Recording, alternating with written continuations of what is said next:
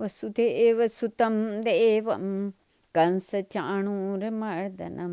देवकी परमानंदम कृष्णं वंदे जगद्गुरुं कृष्णं वंदे जगद्गुरुं। ओम श्री परमात्मा ने नमः। तीसरा अध्याय।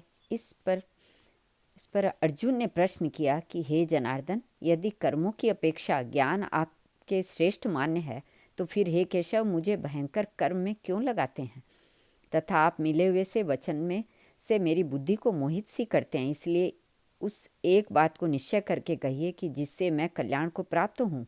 इस प्रकार अर्जुन के पूछने पर भगवान श्री कृष्ण महाराज बोले, हे निष्पाप अर्जुन, इस लोक में दो प्रकार की निष्ठा है, मेरे द्वारा पहले कही गई है। ज्ञानियों की ज्ञान योग से और योगियों की निष्काम कर्मयोग से। परंतु किसी भी मार्ग के अनुसार कर्मों को स्वरूप से त्यागने की आवश्यकता नहीं है, क्योंकि मनुष्य न तो कर्मों के न करने से निष्कर्मता को प्राप्त होता है और न कर्मों को त्यागने मात्र से भगवत साक्षात्कार रूप सिद्धि को प्राप्त होता है। तथा सर्वथा कर्मों का स्वरूप से त्याग हो भी नहीं सकता, क्योंकि कोई भी पुरुष किसी काल में क्षण मात्र भी बिना कर्म किए नहीं रहता है। निसंदेह सभी पुरुष प्रकृति से उत्पन्न हुए गुणों द्वारा परवश हुए कर्म करते हैं। इसलिए जो मूढ़ बुद्धि पुरुष कर्मेंद्रियों को हठ से रोककर इंद्रियों के भोगों को मन से चिंतन करता रहता है, वह मिथ्याचारी अर्थात दंभी कहा जाता है। हे अर्जुन, जो पुरुष मन से इंद्रियों को वश में करके अनासक्त हुआ कर्मेंद्रियों से कर्मयोग का आचरण करता है, वह श्रेष्ठ है। इसलिए तू शास्त्र विधि से नियत किए हुए स्वधर्म कर्म को कर, क्योंकि कर्म न करने की अपेक्षा कर्म करना श्रेष्ठ है। तथा कर्म न करने से तेरा निर्वाह शरीर निर्वाह भी नहीं सिद्ध होगा। हे अर्जुन, बंधन के भय से भी कर्मों का त्याग करना योग्य नहीं है, क्योंकि यज्ञ अर्थात विष्णु के निमित्त किए हुए कर्म के सिवा अन्य कर्म में लगा हुआ ही यह मनुष्य कर्मों द्वारा बंधता है। इसलिए हे अर्जुन, आसक्ति से रहित हुआ उस परमेश्वर के निमित्त कर्म का भली प्रकार आचरण कर। कर्म न करने से तू पाप को भी प्राप्त होगा, क्योंकि प्रजापति ब्रह्मा ने कल्प के आदि में यज्ञ सहित प्रजा को रचकर कहा कि इस यज्ञ द्वारा तुम लोग वृद्धि को प्राप्त हो और यह यज्ञ तुम लोगों को इच्छित कामनाओं के देने वाला होवे, तथा तुम लोग इस यज्ञ द्वारा देवताओं की उन्नति करो और वे देवता लोग तुम लोगों की उन्नति करें। इस प्रकार आपस में कर्तव्य समझकर उन्नति करते हुए परम कल्याण को प्राप्त होगे। तथा यज्ञ द्वारा बढ़ाए हुए देवता लोग तुम्हारे लिए बिना मांगे ही प्रिय भोगों को देंगे। उनके द्वारा दिए हुए भोगों को जो पुरुष इनके लिए बिना दिए ही भोगता है, वह निश्चय चोर है। कारण कि यज्ञ से शेष बचे हुए अन्न को खाने वाले श्रेष्ठ पुरुष सब पापों से छूटते हैं, और जो पापी लोग अपने शरीर पोषण के लिए ही पकाते हैं, वे तो पाप को ही खाते हैं। क्योंकि संपूर्ण प्राणी अन्न से उत्पन्न होते हैं और अन्न की उत्पत्ति वृष्टि से होती है तथा वृष्टि यज्ञ से होती है, और यह यज्ञ कर्मों से उत्पन्न होने वाला है। तथा उस कर्म को तू वेद से उत्पन्न हुआ जान, और वेद अविनाशी परमात्मा से उत्पन्न हुआ है। इससे सर्वव्यापी परम अक्षर परमात्मा सदा ही यज्ञ में प्रतिष्ठित है। हे पार्थ, जो पुरुष इस लोक में इस प्रकार चलाए हुए सृष्टि चक्र के अनुसार नहीं बरतता है, अर्थात शास्त्रानुसार कर्मों को नहीं करता है, वह इंद्रियों के सुख को भोगने वाला पापायु पुरुष व्यर्थ ही जीता है। परंतु जो पुरुष आत्मा ही में प्रीति वाला और आत्मा ही में तृप्त तथा आत्मा में ही संतुष्ट होवे, उसके लिए कोई कर्तव्य नहीं है, क्योंकि इस संसार में उस पुरुष का किए जाने से भी कोई प्रयोजन नहीं है और न किए जाने से भी कोई प्रयोजन नहीं है, तथा इसका संपूर्ण भूतों में कुछ भी स्वार्थ का संबंध नहीं है। तो भी उसके द्वारा केवल लोक हितार्थ कर्म किए जाते हैं। इससे तू अनासक्त हुआ निरंतर कर्तव्य कर्म का अच्छी प्रकार आचरण कर, क्योंकि अनासक्त पुरुष कर्म करता हुआ भी परमात्मा को प्राप्त होता है। इस प्रकार जनकादि ज्ञानी जन भी आसक्ति रहित कर्म द्वारा ही परम सिद्धि को प्राप्त हुए हैं। इसलिए तथा लोक संग्रह को देखता हुआ भी तू कर्म करने को ही योग्य है, क्योंकि श्रेष्ठ पुरुष जो आचरण करता है अन्य पुरुष भी उसके ही अनुसार बरतते हैं। वह पुरुष जो कुछ प्रमाण कर देता है लोग भी उसी के अनुसार बरतते हैं।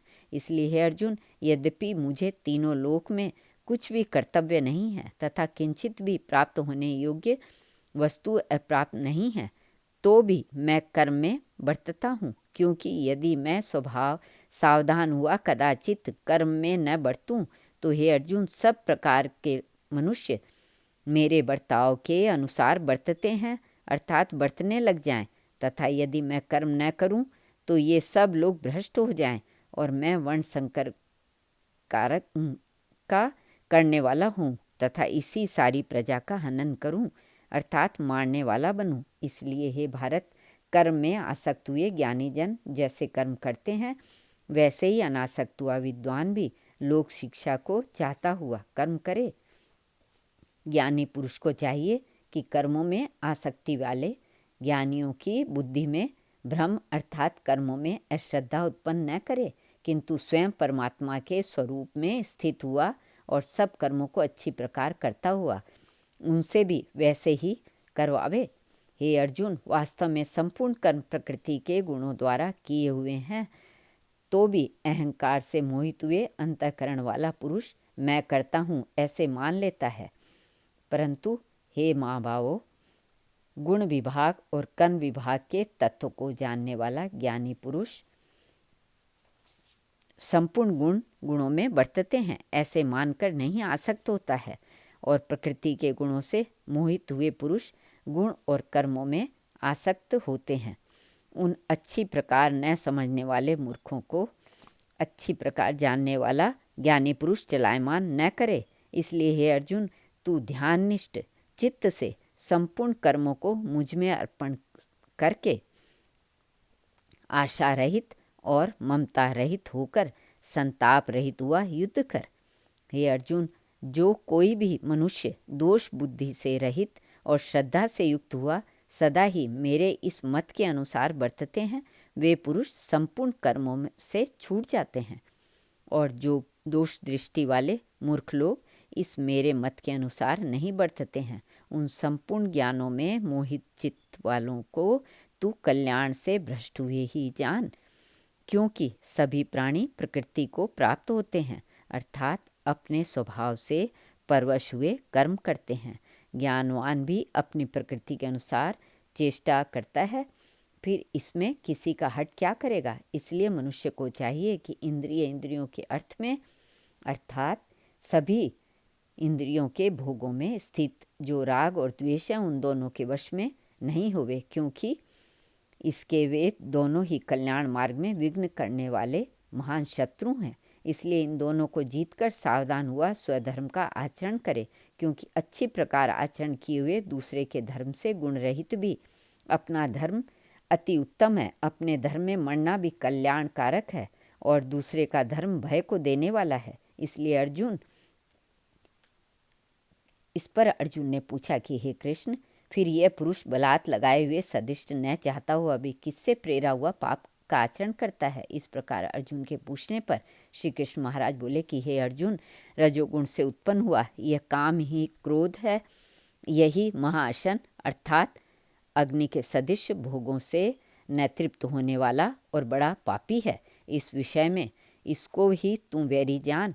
जैसे धुएं से अग्नि और मल से दर्पण ढका जाता है तथा जैसे जेर से गर्भ ढका हुआ है, वैसे ही इस काम के द्वारा यह ज्ञान ढका हुआ है।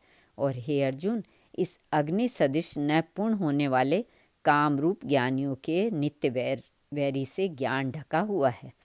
इंद्रियां, मन और बुद्धि इस काम के वासस्थान कहे जाते हैं, और यह काम इन मन, बुद्धि और इंद्रियों द्वारा ही ज्ञान को आच्छादित करके इस जीवात्मा को मोहित करता है।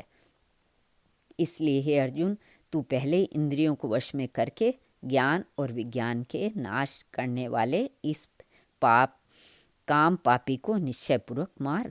और यदि तू समझे कि इंद्रियों को रोककर काम रूप वैरी को मारने की मेरी शक्ति नहीं है, तो तेरी यह भूल है, क्योंकि इस शरीर से तो इंद्रियों को पर श्रेष्ठ, बलवान और सूक्ष्म कहते हैं, और इंद्रियों से पर मन है, और मन से भी पर बुद्धि है, और जो बुद्धि से भी अत्यंत पर है वह है आत्मा।